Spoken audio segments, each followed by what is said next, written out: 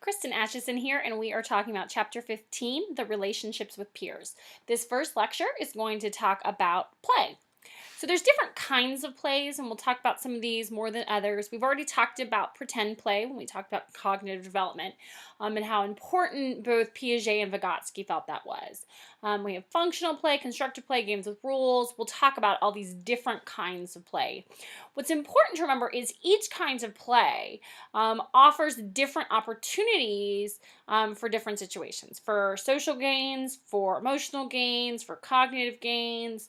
But again, remember that play is the primary way that children really engage with their world and really learn about it. And this is not just in the cognitive sense, but again, in terms of social relationships, emotional dynamics, all of these sorts of things. So physical play is actually really good for gains and perspective taking. Perspective taking is the ability to take someone else's point of view. And that can be very hard. We talked about this some with theory of mind, but it can be, it's a really important tool for us to have. Examples, hide and go seek. Where would so-and-so hide? Okay, that requires you to try and think like that other person. That requires you to kind of take that other person's perspective. Duck, duck, goose. Who do they think I'm going to pick? Who do they think I'm going to have chase me? Again, it's requiring these levels of perspective taking. These games are really low risk ways to learn about cooperating, competition, about winning and losing. Will you sometimes have tears at the end of red light, green light? Sure. But not often. Typically, it's just fun and they want to play again. And again, you have to learn about cooperating. You have to learn about winning and losing. You have to learn about competing. But it does this in a really low risk way.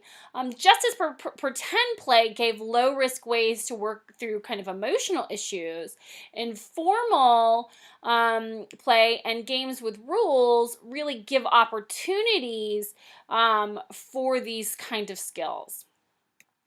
In taking formal play, so that would be the sports. So informal is going to be more the hide and go seek, the red light, green light, the duck, duck, goose. The formal games with rules, sports, soccer, baseball, swimming, any of those things, we see are taking more and more over in our culture for informal play. But in terms of perspective taking, it can still be helpful. In terms of cooperation and competing, it can still be helpful. It can get a little rough in the competition and the winning and losing because as our culture increasingly puts more weight on child athletics, they stop being low risk. And so then it is a big deal if your team loses. It is a big deal if the other team does better or that other player makes the team and you don't. So we do see this kind of change in dynamics. We do see individuals that take place in these formal athletics typically do see increased self-esteem and social competence. But just with anything, there's balance, right? If we're only doing these formal opportunities for play and not allowing a child to engage in some of these informal settings, we're not giving them kind of the full set of advantages that they can have. Physical play, rough and tumble play, so play fighting. We probably all have play fought at some point, wrestled. I still kind of play fight with my daughter sometimes. We call them tickle games, but it is still this rough and tumble play. And all young mammals really engage in this. And one of the reasons that all young mammals engage in this is that it's important for dominance hierarchy. It allows groups to kind of figure out who is stronger and who is dominant in the situation. And that helps individuals within that group, children within that group, kind of understand kind of how to approach conflict, who will win in a conflict, to kind of have that information going in. In terms of more of our animal brethren, two cubs are playing, two male lion cubs are playing, and you figure out which one's more dominant than the other because later those two may not be play fighting anymore. They may be competing for mates. In which case, that prediction about who's dominant is an important information to have. Physical education, so PE in the schools, is where a lot of physical play is happening. It's really important for health, self-worth. We also see a lot of cognitive social skills come with this. The problem is as, again, budgets have been cut, we see a decrease with this along with recess. So my daughter's school is on, I think, a 7-day rotation, and I think 3 of those are PE, maybe 4.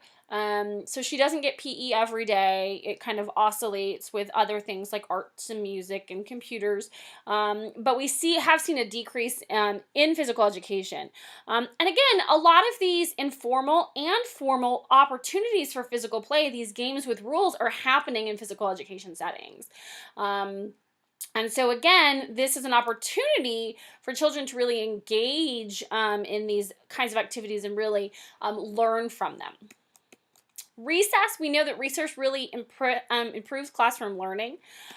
We see that it promotes attention and performance.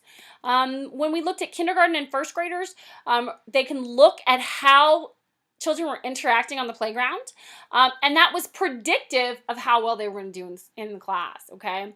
So how engaged they were with their peers was really predicting academic achievement. So we see this relationship between these two things.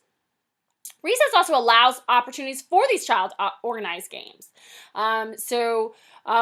For some reason, the big ones at my daughter's school is spies. They like to pretend that they're spies, and there's all these villains that they're trying to attack. And the villains aren't other kids. The villains are these imaginary things. And so the kids work together to kind of attack these villains or stalk these villains or these different things. And often it depends on who's playing. Sometimes one child will lead it, and then if that child's not playing, another child will. And so it does that opportunity for leadership and fellowship too, as well as cooperation for these common goals. And these child-organized games can be anything. It really depends on kind of what the kids are thinking and what the kids are playing. I also hear reports of playing ninjas. All these things allow kind of healthy ways to get out that aggression.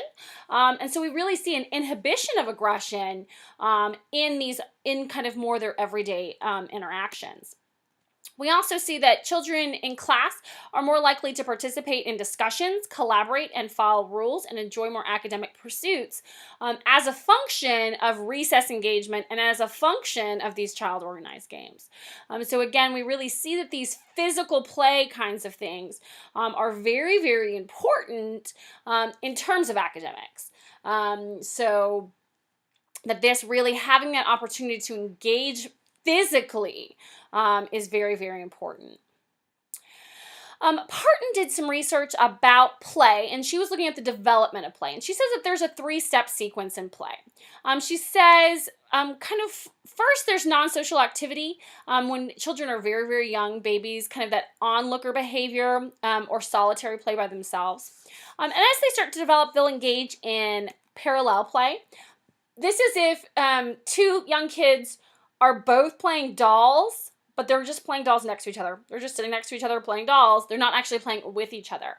So parallel, right? Like those 2 lines will not intersect is the first of the types of play that Parton talks about. Next, she talks about associative play.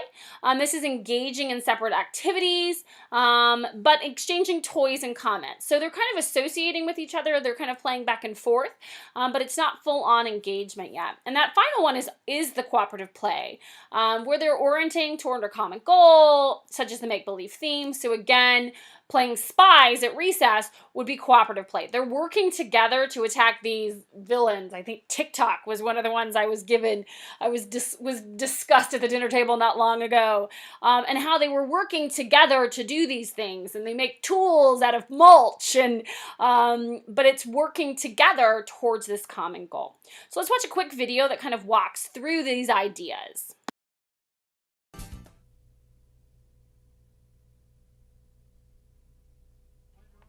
Between the ages of 2 and 5, children's social interactions become increasingly reciprocal and coordinated, which is reflected in their play. Children's play can be divided into 4 categories, ranging from least to most socially complex: non-social activity, parallel play, associative play, and cooperative play. Non-social activity includes both solitary play and onlooker behavior, in which a child plays alone or simply watches another child play without participating. Parallel play is not interactive. Children play side by side in close proximity to each other, but are focused on their own rather than the other's activities. In associative play, children will share materials, and they may even organize their play around a common theme, such as cooking in the kitchen, but there is no coordinated purpose or goal. Cooperative play, by contrast, is goal-focused. It is organized group activity, both interactive and reciprocal.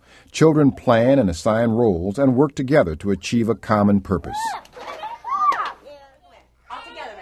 Around the age of 4 or 5, there is a developmental shift in the type of play in which children engage. 4 and 5-year-olds begin to demonstrate constructive play, drawing pictures or working on puzzles in pairs or groups, purposefully creating and constructing something together. In dramatic play, children experiment with new roles and possible situations, acting out both everyday and imaginary roles. This type of play involves advances in cognition, perspective-taking, and communication skills. That's a dress. It's beautiful. It's a big pumpkin dress with pumpkins on. And flowers. I know how to tie, so I'm going to tie it like this. I found another, and it might be her size. Maybe it is. Cook. It's the wrong way. There. But guys, you're done.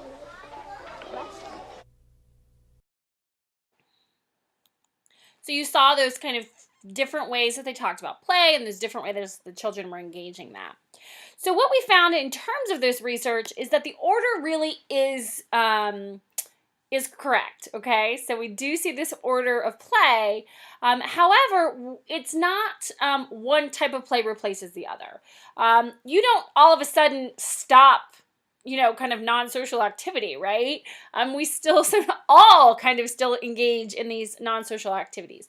It's just what we see across childhood is we see a decline in this. It doesn't go away.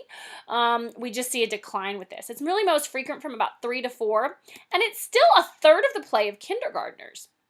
So kindergartners, even at 5 and 6, are still a third of their play is still this non-social activity. So while we will see play emerge in that progression from non-social activity to kind of this parallel and then associative and then cooperative play that they kind of build on each other. That doesn't mean you can't engage in cooperative play at one point and then have non-social play at another. So these things are all kind of basically you just keep adding them on instead of one replacing the other, as originally discussed by Parton. There are cultural variations in play. So we see collectivist versus individualistic cultures having different kinds of play. So collectivist cultures are those we cultures, those cultures that really focus on the we, where the individualistic cultures are those me cultures, those cultures that really focus on the individual. And we see that in, for example, India, we see play in large groups that requires a lot of cooperation. India is a collectivist culture that really focuses on this we, and so we'll see a lot more of these large group play activities than we will see in individualistic cultures. Chinese children are most likely to include a quiet, reserved child in play. China is also primarily a collectivist culture. So again, they're more likely to include a child that might be not as engaged, a quiet, reserved, shy child. Go out and try and bring that child into the we. And again, this is reflective of those cultures and of those principles in different cultures. Children really don't necessarily progress through all types of play. Children, again, it's going to kind of be an intermix of these things. You don't stop doing one and all of a sudden do another. Cognitive maturity really changes the way we play.